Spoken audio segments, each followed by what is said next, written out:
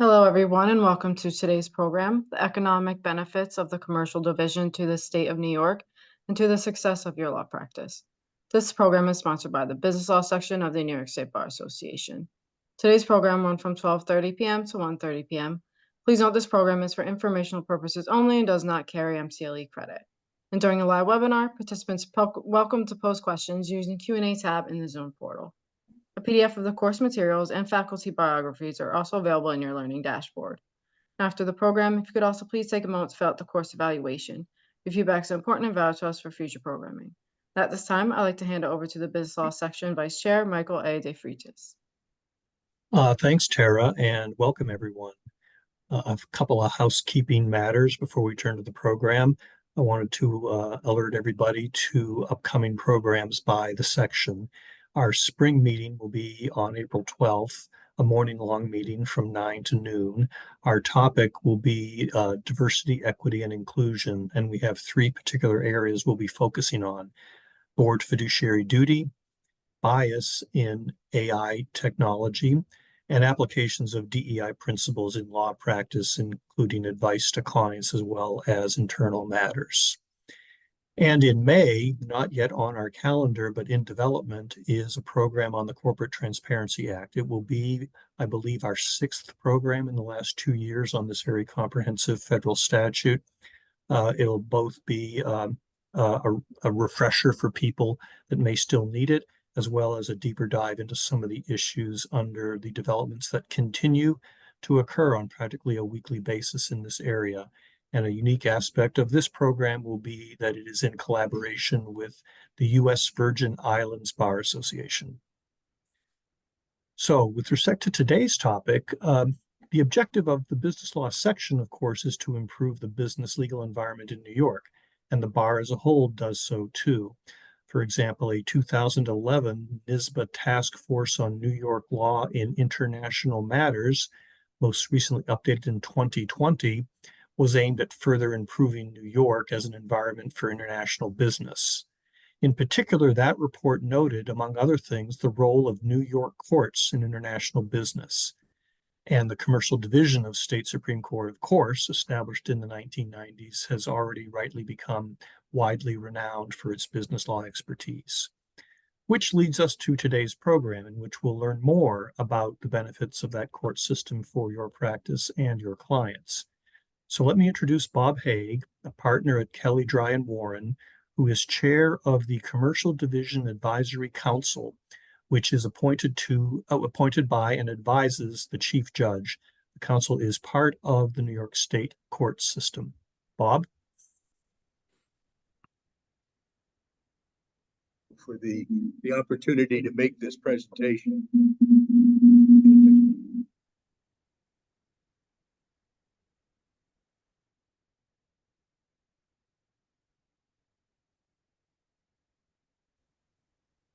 Bob, you're muted.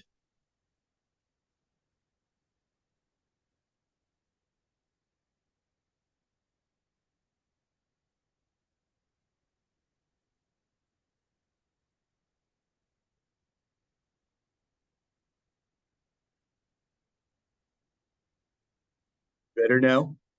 Yes. Yep. Yeah, okay. All right, thank you very much, Mike. I'd like to start out just by introducing the panelists, who are all members of the Chief Judge's Commercial Division Advisory Council. And I'm not going to give them the introductions they deserve, because we'd spend the entire hour. Instead, I'm going to just pick out one aspect or one business or management role that they've done, that I think is relevant to members of the business law section, which we understand to be primarily transactional lawyers. Our panelists are Carolyn Nussbaum, who is formerly the managing partner of the Rochester office of Nixon Peabody, Elizabeth Sackstetter, who was formerly the deputy general counsel and global head of litigation and regulatory investigations at Citigroup, and Richard Swanson, formerly the chief legal officer and managing director of York Capital Management, which, if you haven't heard of it, is an SEC registered investment advisor with about $15 billion in assets. And very briefly, we have divided this presentation up into three segments. The first segment, which Richard and Liz are going to cover, is what is the commercial division, and why is it so good? What is it about the commercial division that that is marketable in effect? The middle segment of the program is going to be specifically focused on the economic benefits of the commercial division to the state of New York and to your law practice. And the last segment, which Carolyn is going to do, is what we specifically want you to consider doing, both for your own benefit as far as your law practice is concerned, and also as far as the state bar, the business law section, and the state of New York. And we have incidentally provided some written materials which are accessible to everybody through the website. There's about a page-and-a-half summary that has got 6 links in it. And I think various of our panelists will be referring to the materials in those links. There is a movie, there's a video, there's a proclamation, a memo, and an article, all of which you can obtain access to by looking at the materials. We welcome questions. We're interested in engaging with you, but we do want to respond to questions at the end of the presentation. And for that reason, we ask you if you will use the Q&A feature to send in any questions that you may have, and we will do our best to respond to those questions at the end of the presentation. So without further ado, let's go to the first segment, which I mentioned a minute ago. What is the commercial division, and why is it so good? And that's Richard and Liz. Go ahead. Thanks, Bob. As Bob mentioned, until my sort of retirement a couple of years or so ago, I was York's chief legal officer. York Capital is a global asset manager. We had offices around the world. The principal offices were New York, London, and Hong Kong. And as York's CLO, I had to make decisions about when and where to litigate and where to consent to jurisdiction. And I thought I would spend a couple of minutes talking about how we thought about the commercial division in that regard. And wherever it was we were going to choose to litigate, it had to be a place that had a concept of the rule of law. I hope the reasons for that are obvious. Over time, of course, that came to actually rule out Hong Kong for reasons I think we're all aware. And Tokyo and Singapore both benefited from that, but New York too, actually, in comparison. London, of course, still has a rule of law, but Brexit's caused its role to slip a little bit as well for very different reasons than Hong Kong. And that benefited places like Paris and Amsterdam and Frankfurt, but again, New York as well. So one of the principal disadvantages of litigating in London, of course, is that it's very expensive. You've got to pay for barristers, mostly King's Counsel, as well as the solicitors. They do have a high quality commercial bench, however, the High Court commercial bench, which actually largely copied our commercial division in response to the success that the commercial division had. We, of course, always considered arbitration as a possible alternative to actual court litigation. The forums we would look at would be the International Chamber of Commerce, the ICC, the LCIA, the London Court of International Arbitration, the Stockholm Court, the AAA commercial rules, JAMS. The principal advantage of arbitration, of course, is confidentiality. You'll notice I said confidentiality, but I didn't say speedy or cheap, which commercial arbitration really no longer is.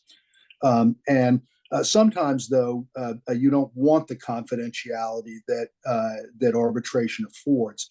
And I'll give you an example. If you're in a distressed debt litigation, for example, you actually want the market to know what you're doing because the litigation strategy that you're employing and unfolding affects the pricing of the instrument as well as the composition of the underlying holders, which can impact the outcome. The same thing can be true in proxy contests from time to time as well.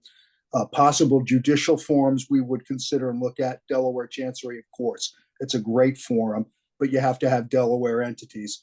And many international investment structures include entities from diverse jurisdictions that have not necessarily anything to do with Delaware.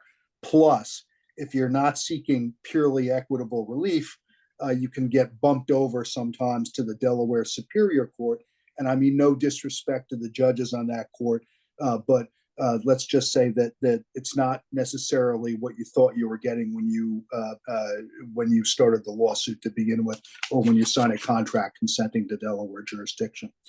Southern District, Eastern Districts of New York, also great places, but you need subject matter jurisdiction, and that can be a challenge in many commercial litigations.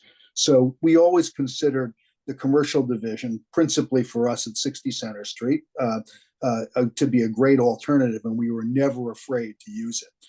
You get good judges, good working rules and procedures, relatively personalized attention, a high quality and experienced bench and bar both, and the provisions of the New York General Obligations Law on consent to jurisdiction mean that you can pretty much assure yourself that you'll be able to litigate there regardless of where you may be in the world, regardless of any other considerations that may exist. So you won't have collateral litigation at the outset about things like personal or subject matter jurisdiction once you have a proper consent to jurisdiction clause. So we were never afraid to use this outstanding court. And I think we all have Bob Hague to thank for his work with Judge Kaye in bringing it into existence, because it's been a great forum that's important to New York's maintaining the centrality of its commercial and financial role, and something that we should all value and not be afraid to use at any time. So Liz, let me turn it over to you. Thank you, Richard. So I think that the themes that I'd like to sound consistent with some of the points Richard made are that in the New York Commercial Division, you get certainty, you get efficiency, and you get fairness. So let me unpack that a little bit. And whereas Richard focused principally on international alternatives, other important commercial fora, I'm going to focus principally on domestic alternatives. Prior to my stint at Citigroup, where I handled basically the financial crisis litigation and regulatory docket, I had a similar role at a big insurance group that had principally a U.S. footprint. And as some of you may know, in insurance policies as a regulatory matter, you generally cannot choose the forum or the governing law. So you end up litigating wherever the policyholder is. So we had litigation literally everywhere. So I feel like I have a pretty broad comparative view of U.S. courts. And in that regard, everything that Richard said relative to foreign courts is equally true with respect to domestic courts. There is no more well-developed body of commercial law in the U.S.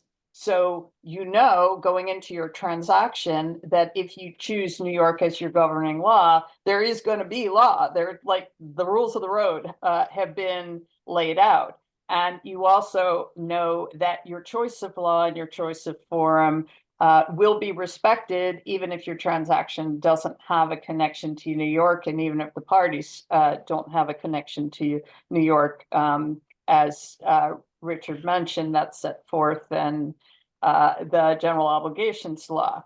And it's not a court of limited jurisdiction, unlike the federal courts, unlike the Delaware Chancery Court. So if it's a commercial dispute that hits the jurisdictional threshold, your choice will be respected. Your choice of law and your choice of court, you'll end up where you wanted to end up.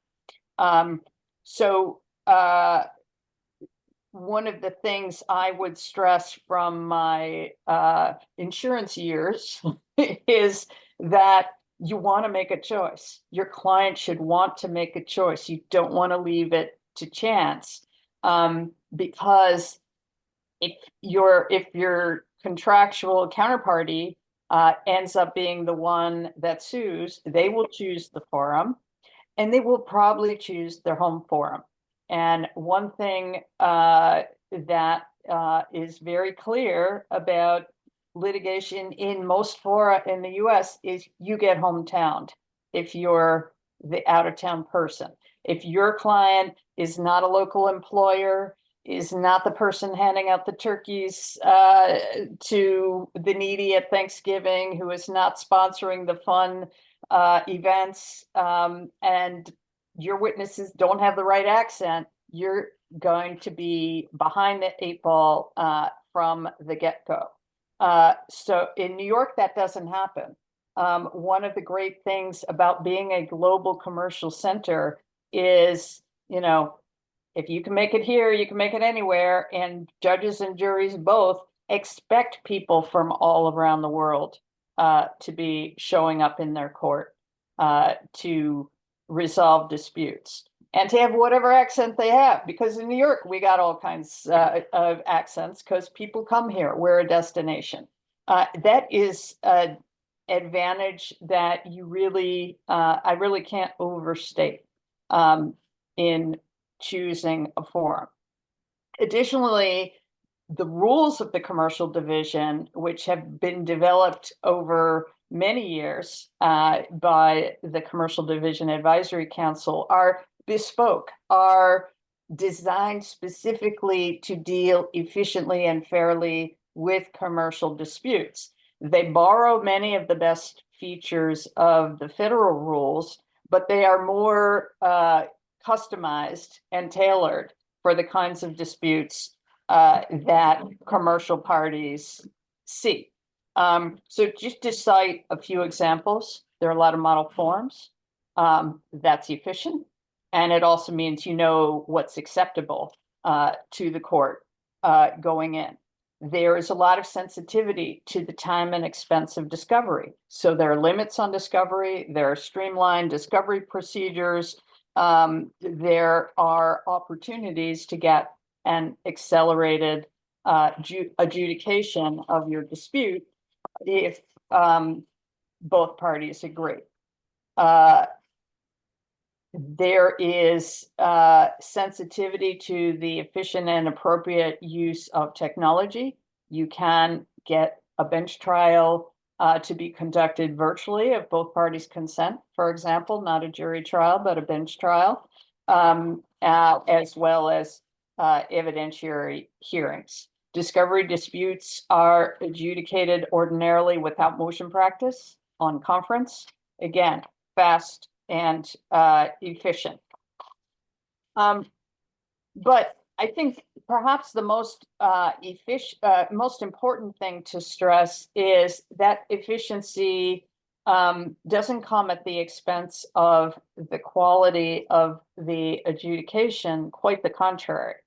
The commercial division justices are not only among the most experienced among the New York State judiciary, and many have significant commercial practice experience from their days as practitioners prior to joining the bench. But they have been selected and have chosen to be on this court because they think commercial disputes are interesting.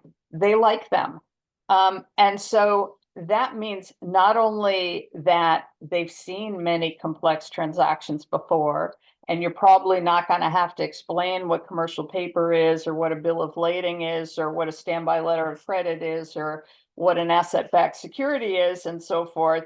But if you've got a special thing that they've never seen before, because it's a very customized transaction, they want to learn it. They're going to have appetite and patience to be educated by the parties about what it's all about, which in my experience is not the case typically in a state court elsewhere, where it's just going to seem like mind-numbing detail to the presiding judge. The judges are also commercial in the broadest sense. They understand that commercial disputes are about money, that time is money, that efficient adjudication is critical.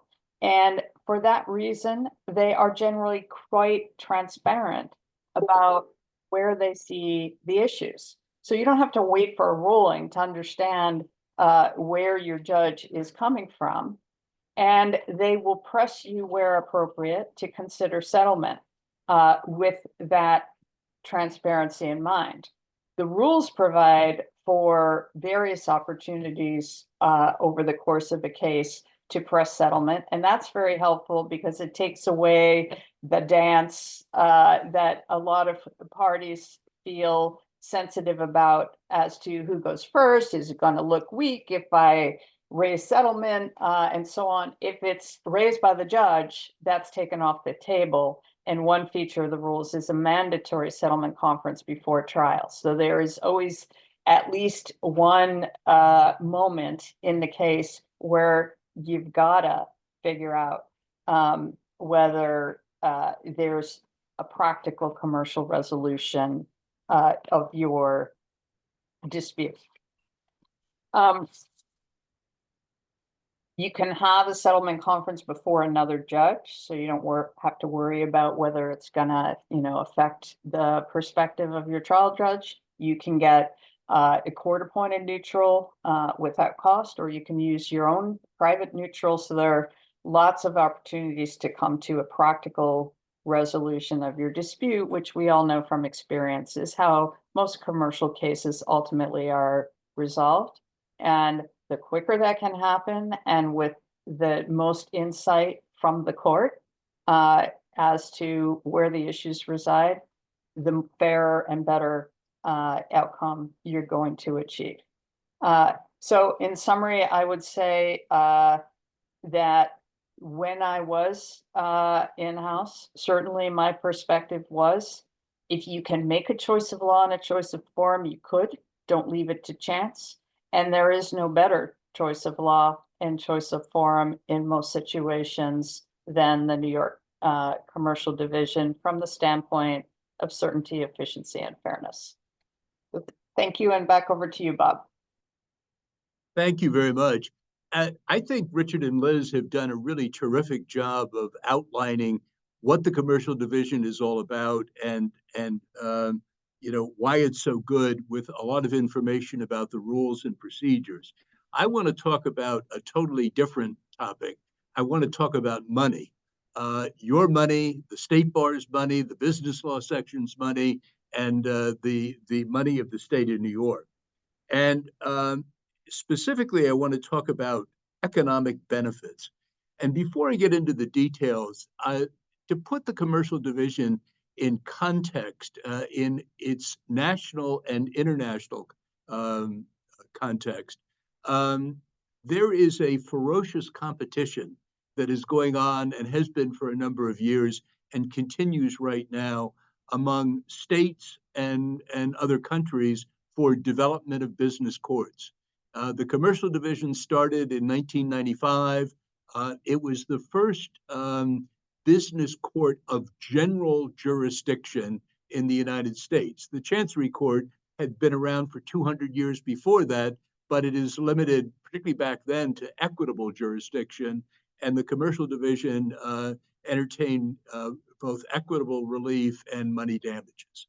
And since then, the Commercial Division has really led a national and international trend toward creation of these courts, such that now there are 28 states that have got business courts, and there are more than 35 countries. There's even an organization called SIFA, which is the Standing International Forum of Commercial Courts, that has got close to 40 countries that belong to it, some with multiple business courts, in those countries. And there is, in the materials that we've provided to you, there is some information and some citations and quotes as to how these courts came about. And I would really like to tell you that the genesis of the business courts were because of fairness, equity, doing the right thing, efficiency, and all of that. that isn't it, though. The documentation is really clear. The purpose that these jurisdictions have created business courts has been for economic development purposes.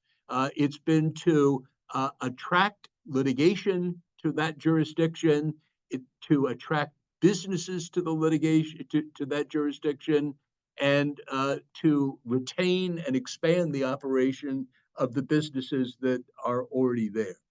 And the goal is to get businesses there, to generate revenues, to get tax revenues as a result of it, and to provide jobs. I'll give you one very quick example that comes from personal experience, and that is, more than 25 years ago, I got asked to go to Tanzania because they were thinking of creating a business court in Tanzania. And I found out that the reason was that Tanzania is a very poor country, and they were desperately eager to get foreign investment in the country. And they were told that nobody would invest because they were concerned, to use Liz's term of hometowning, they were concerned that if there was a dispute, that they would not be able to get a resolution of that dispute in the Tanzanian courts, both because of lack of confidence in business litigation and also because of bias and prejudice in favor of the hometown party. So, we in effect created or advised on creating a business court in Tanzania for that purpose, and I'm told that it had some of the results that I just mentioned. The good news on all this is that New York is winning this battle. New York is the leader, and it is widely perceived as that. And I'll give you just one example of that that's very recent. One of the most recent business courts in the United States has been Texas. And once again, the purpose of Texas creating a business court has been to reassure businesses that operating in Texas can be done if there's a dispute, will result in a fair, predictable, efficient, cost-effective result without bias. And originally, the model that Texas was going to use was the Delaware Chancery Court. And there is an article in the Texas Lawyer, the ALM publication in Texas, that contains a statement from one of the leaders that they looked at the Chancery Court and they were going to follow it, and then they decided that they would use the New York model instead. And the commercial division is literally world famous. And this is important for a variety of reasons to New York as a state. If you look at the way the business community has looked historically at the New York courts, they and let me broaden that. The way that they've looked at New York in general has been, again, from the business perspective, that the taxes are too high, the regulation is too onerous, that the infrastructure is crumbling, that the unions are too aggressive, and that there are a lot of problems. So what does New York have that's attractive to business? It's got a critical mass of very intelligent, hardworking people. And it has got arguably the best business court in the world. And that makes a difference in terms of motivating corporations to consider coming to New York and staying here. One of the members of the Commercial Division Advisory Council is Michelle Browdy, who is the Chief Legal Officer of IBM, who did a program for us several years ago in which he commented that litigation matters to businesses when they are making decisions not just about where to litigate, but about where to site their operations and to do various things. And this is also important in an international sense. This has been touched on so far a few minutes ago, but unlike the federal courts, New York is not a limited jurisdiction, and particular opportunities are presented by some provisions of the General Obligations Law. It's General Obligations Law 5-1402. And essentially what that says is if you have a dispute that arises out of a contract, out of a transaction governed by a contract, and the contract provides that New York law will govern the resolution of the dispute, and selecting the forum of New York where you can specify the commercial division. And if there is $1 million or more in issue in the transaction, not in the dispute, that in effect enables you to create jurisdiction in New York, even if there is no other contact between New York State and the parties in the case. So in effect, if you have a company from Argentina and another company from Pakistan, and they enter into a contract with the provisions that I just mentioned to you, they can resolve their dispute without any dealings, even if the transaction has nothing to do with New York. And the argument, of course, for doing that is the Argentinian company doesn't want to litigate in Pakistan. The Pakistani company doesn't want to litigate in Argentina. And you look for a good neutral forum with an efficient court to litigate. And that is an example of a way that cases can now come to New York. So let me get specifically to how does this affect your practice? Carolyn is going to talk about how you can exploit it. But in the first instance, the economic benefits to practitioners ought to be obvious. And that is, if you can use the availability of the commercial division as a mechanism to persuade a client to litigate in New York, where that client might litigate someplace else, that's good for you. Hopefully you make lots of money out of the case. And all it really takes, and again, Carolyn will describe this in much greater detail, is letting the client or the potential client know about the advantages and benefits of litigating in the state of New York. And that's something that requires a persistent effort. It's one of the greatest efforts of the Commercial Division Advisory Council. We have been, and I'll tell you a little bit about this later, pushing nationally and internationally, to describe for potential litigants the benefits of using the commercial division in New York. And it's one of the things that we try to do. Probably the single best thing I can think of there's a one-pager that's available by link in the materials. I say a one-pager. This was a cooperative venture between the Business Council of New York State and the Commercial Division Advisory Council. And the purpose of it arose in a meeting with our advisory council member, Heather Mulligan, who is the CEO of the Business Council of New York State. And, of course, all the lawyers are talking about marketing initiatives that they're not maybe necessarily all that well trained for. And Heather says, what you need is a one-pager. That's what businesses want. They want a one-page summary of why the commercial division is good. And a month or so later, we had collaborated on a one-pager.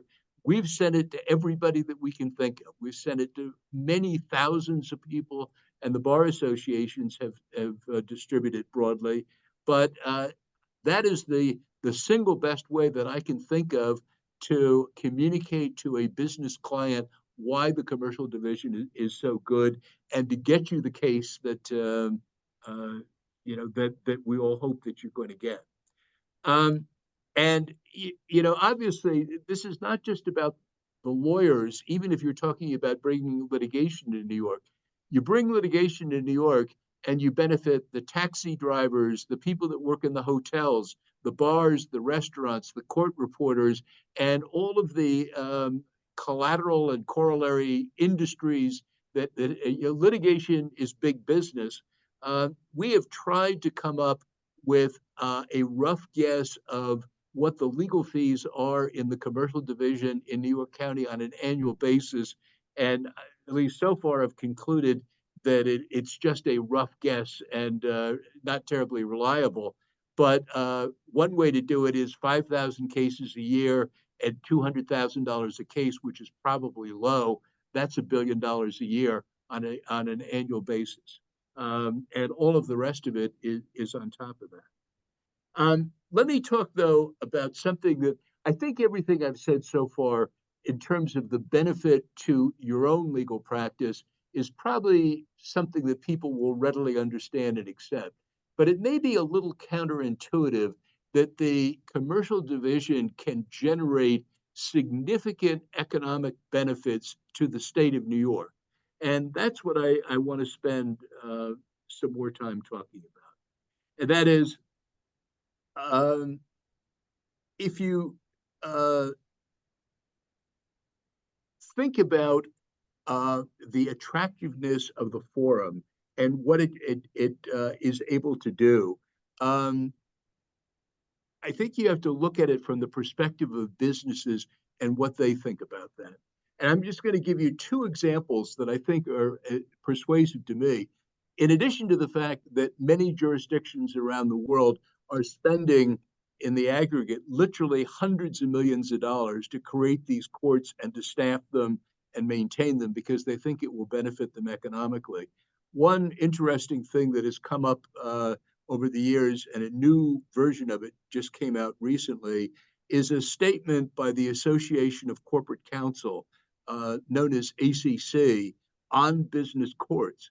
And I think it's fairly authoritative in the sense that that organization has 47,000 in-house counsel as members, employed by over 10,000 organizations, and is located in 105 countries around the world. And they have been a staunch supporter of the creation of business courts. And I'll just read you a couple of sentences from their statement. Commercial courts result in more cost-effective and timely case processing and an improvement in the quality of dispositions. They therefore foster a more favorable environment for creating and maintaining businesses, and as a result, enhance the economic well-being of their nation. And they conclude the statement, ACC concludes the statement by saying that business courts, quote, are providing substantial benefits to their business communities and to their nations generally. And, these are the people inside the businesses that have come to this conclusion. This is a statement that was endorsed by the board of directors of ACC. Another, I think, fairly persuasive statement on this subject is a proclamation by the New York City Council. And, I think some people would say that if you think of business-friendly organizations, maybe the New York City Council is not the first one that you would think of. But nevertheless, they issued an official proclamation a couple of years ago saying that, quote, New York owes most of its world-class status as an economic engine to its world-class court, the commercial division of the New York Supreme Court. And they then said, the commercial division is uniquely qualified to increase taxable revenue for the city of New York while stimulating job growth. It strengthens New York's ability to attract and retain businesses, which add jobs, fuel demand for real property, and increase tax revenues. I'll come to an end. The tax revenues from local businesses also provide financial support for the New York State judicial system. That, again, is a quotation from the New York City Council. So the other substantiation for these economic benefits are, I think, the very strong support that has come from the Business Council of New York State, which is New York State's largest business organization, the Partnership for New York City, and other organizations, which have really provided rock solid support for the commercial division throughout their history. Let me see if I can make this a little bit more specific, though, because so far I've been fairly vague about it. And the specific information comes from a presentation that former Chief Administrative Judge Lawrence Marks made as part of a business council proposal, a business council presentation, which is also accessible in your course materials.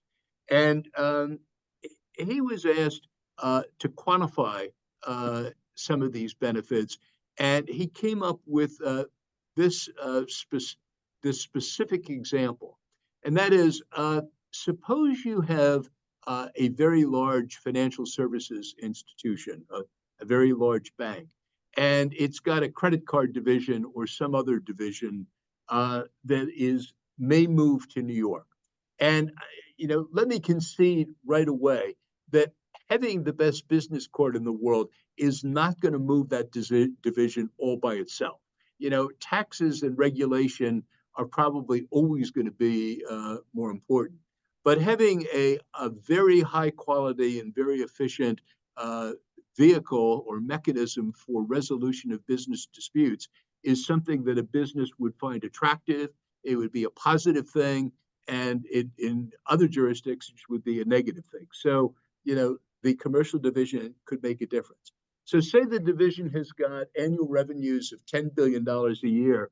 If it's in financial services, probably 60% of that is going to go out in compensation to individuals. That tends to be the ratio for investment banks and commercial banks. And the New York State individual income tax on that $6 billion could be as high as $500 million a year. And then if you looked at the additional New York State corporate income tax that might be payable on the $10 billion, that could be as high as another $50 million a year. So you can see that the advantage to the state of New York as a result of one move like that could be additional tax revenue of as much as $550 million. And that leaves aside all of the economic considerations of moving additional high quality jobs to New York. It's something that is worth pursuing. And just to remind you of why this stuff makes so much difference and how much effort has been put into it over the years, think back to when Michael Bloomberg was mayor of the city of New York. And that was a time period when London was on an ascendant trajectory, and New York was having trouble competing. As Richard mentioned with Brexit, since then things have changed a good bit, but back then it was a problem.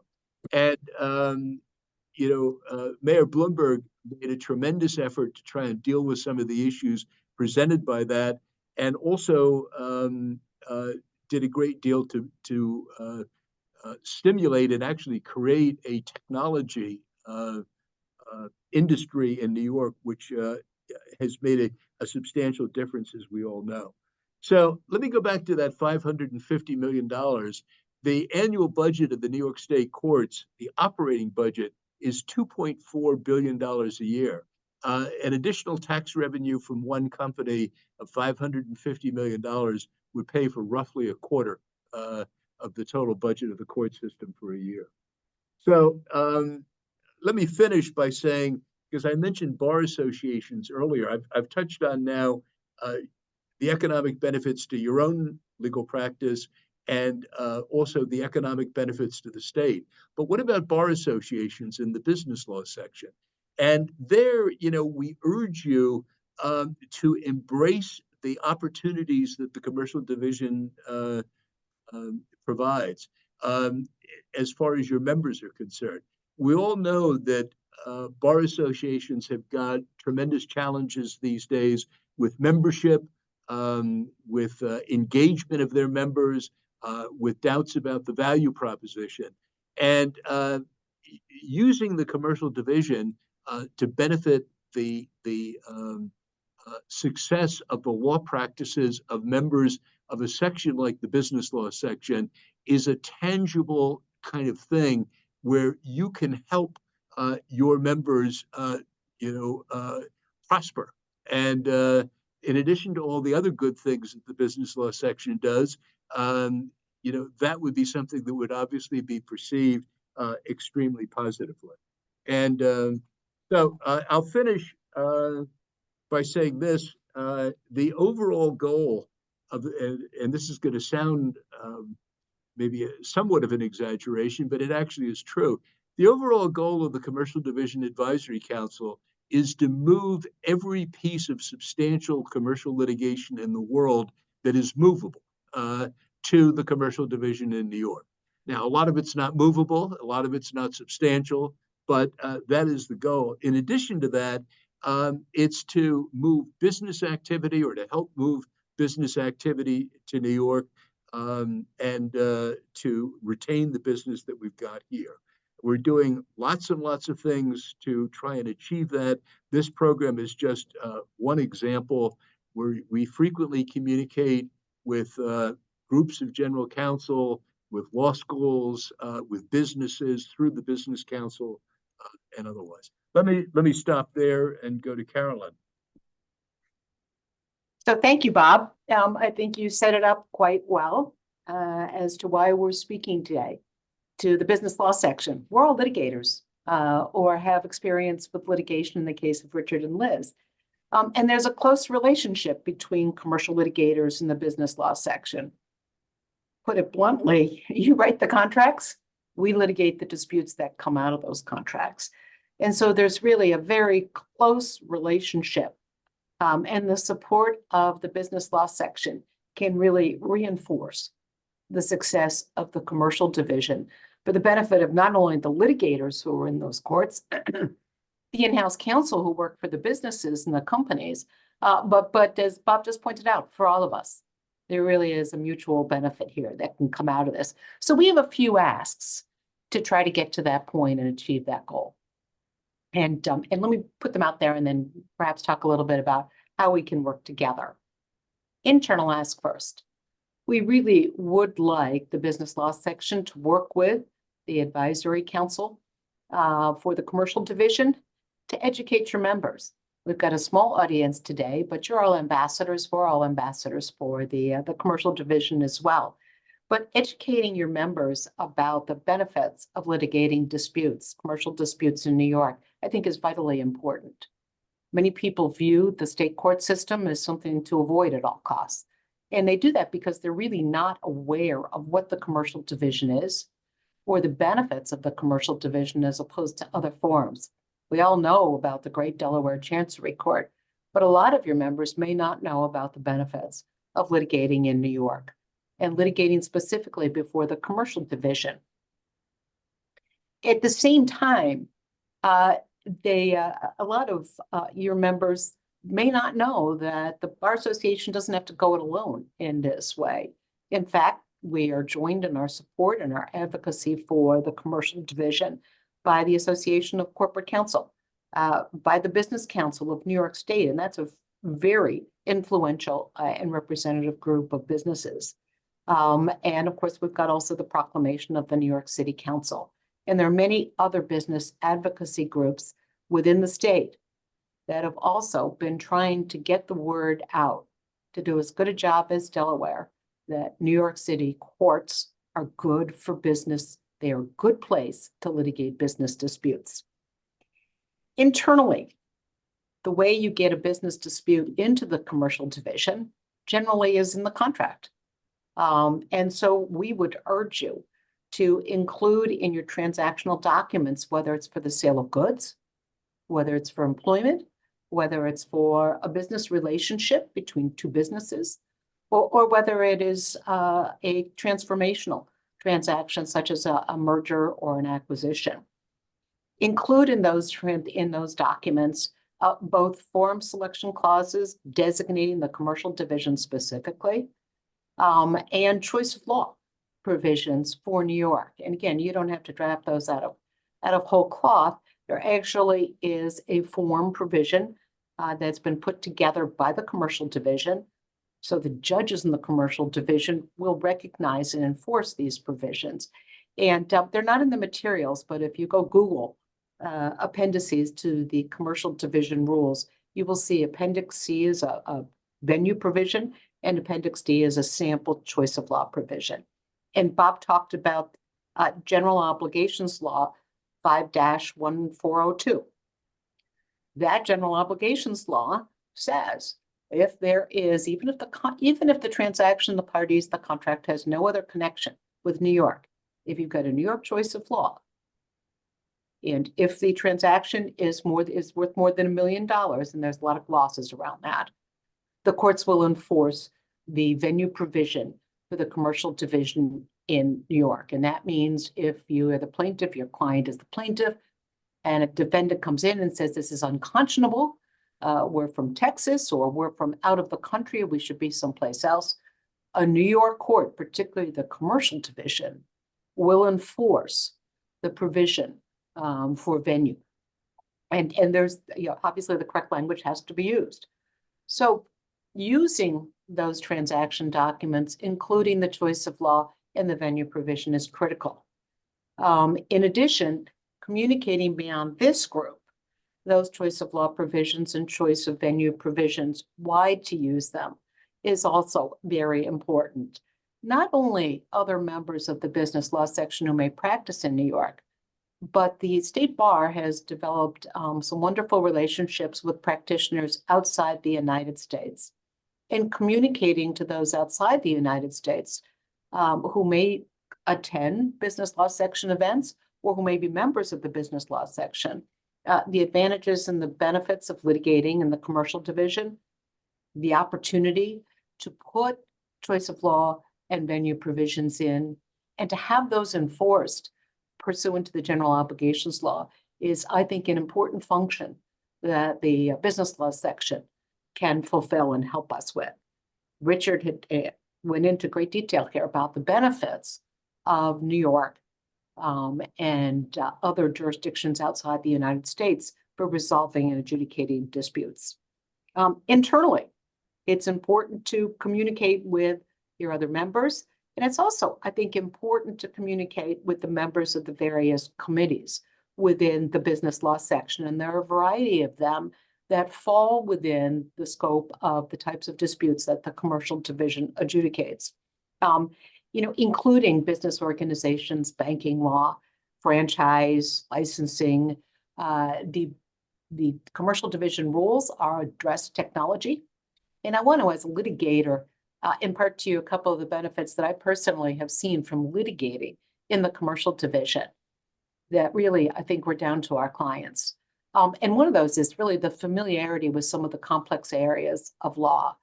You don't have to explain to a commercial division judge what the UCC says, how the banking law provisions of the UCC, Articles 3 and Articles 4, work.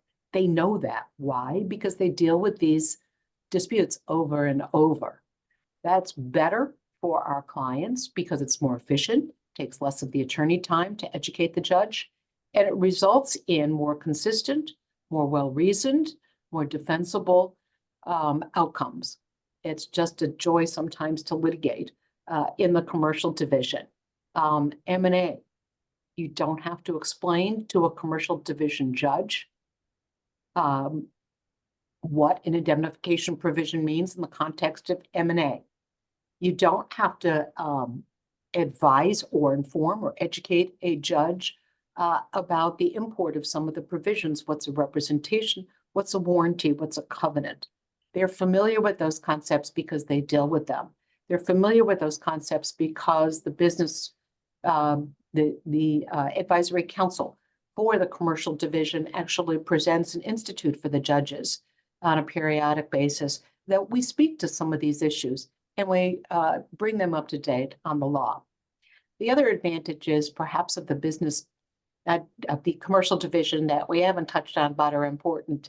It's adaptable, it's flexible. They're constantly reviewing the rules and updating them. There are new rules that have come out this year, and they deal with some of the evolving and most recent and up-to-date concepts that are emerging as areas of dispute. Artificial intelligence, licensing, some of the IP areas. These are things that the commercial division is grappling with in developing rules for long before our other courts, state and federal. What else can the state bar do? What else can the business law section do? It can work with us. It can work with the advisory council for the commercial division. to present CLE segments to inform your members as well as to what the commercial division is and isn't, and what the advantages are of practicing there. We can present additional programs like this, informational programs for members of the business law section and the various committees. We're happy to generate content and provide content for coverage of the commercial division, both benefits, the initiatives, the developments, new rules, new areas that are emerging, innovations for the various publications, whether it's a blog, whether it's a formal publication or formal organ. Externally, we'd like to work with the Commercial Division Advisory Council and the Business Law section to educate businesses, your clients, about the advantages and benefits of selecting the commercial division in New York law as choice of law and venue provisions. Businesses want to resolve their disputes locally. So that's where we start, but it goes beyond that, outside of New York and outside of the United States. And finally, I think one of the most important things is from an advocacy perspective. We can work with you to advocate to our legislators in the budgetary phase, particularly to make sure that the commercial division has the resources that it needs, that our courts have the resources that it needs. It's in all of our interests for the various reasons that Bob just provided. And with that, as we're getting to the top of the hour, and Bob, there may be some questions, so I'll wrap it up. But my ask to the business law section is, let's work together. Let's work together for the benefit of our practitioners, of your members, of our clients, and the Bar Association, and frankly, all of the businesses in New York who benefit from a strong commercial division to resolve commercial disputes. Thank you very much, Carolyn. And we do have a few questions. I think some of these have, because there's a timestamp on the questions that come in, and I think a couple of these were answered later. But one of them is it easy or hard for a lawyer who is not a member of the New York Bar to pro hoc in to litigate a case in the commercial division? I think the answer to that is that it's very easy, but does anybody have a different thought on that? I mean, I'm trying to think of any situation where somebody's been denied access. I don't remember one. No, and actually, Bob, that's a very good point, because it's a contrast point in Delaware. And in Delaware, even once you've been pro hoc in, the rules require that the Delaware lawyer be intimately involved. And frankly, that in a lot of cases results in some duplication and added expense. The New York courts have no such requirements. Here's another question. Please explain why the benefits of the commercial division would have any effect on where a corporation would locate physically, given that anyone who is anywhere can get into the commercial division by contract.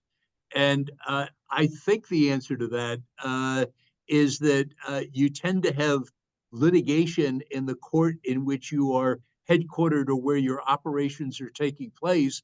And it is why, and I'm not picking on a couple of our great southern states, but there are a lot of corporations that are reluctant to either move headquarters or division offices or operations into some of those states because of hesitance about the litigation environment there. And, I think the argument is that the commercial division not only would not push people away, but would be an attractive aspect of it. Does any comments? Bob, I guess I might add to that the jurisdiction of the commercial division includes business torts, for example. It includes claims where the parties will not have chosen the forum in advance. And if you have a presence in New York, you have a better opportunity, whether it's because of lack of personal jurisdiction elsewhere, or it's a more convenient forum. You have a better opportunity to have your disputes litigated in New York in the commercial division if you have a presence here.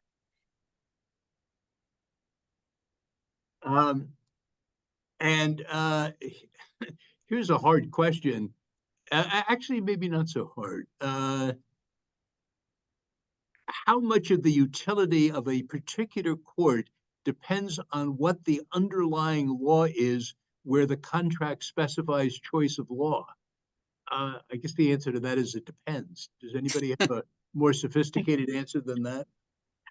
Bob, I'm not sure what the question's getting at, but let me just give you one example. I had a dispute that was in the commercial courts that actually required the New York court to apply Japanese law. And we haven't actually touched on this. Richard may have a little bit, but our courts in New York, and particularly the commercial division, is very adept and very used to applying foreign law. So even where the choice of law may not be New York, but there's enough of a connection that you don't have to rely upon the general obligations law to enforce a venue provision.